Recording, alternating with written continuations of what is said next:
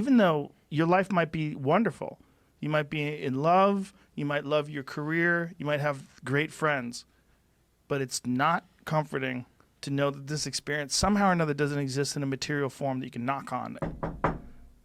Feels real, doesn't it? Feels real, but if it's not, but the idea that it's not is for some strange reason disconcerting. Well, yeah, I'm sure it should be disconcerting, because then if this is not real, what is? Right. But the there's that old sort of thought experiment of like, how do you know you're not a brain in a vat?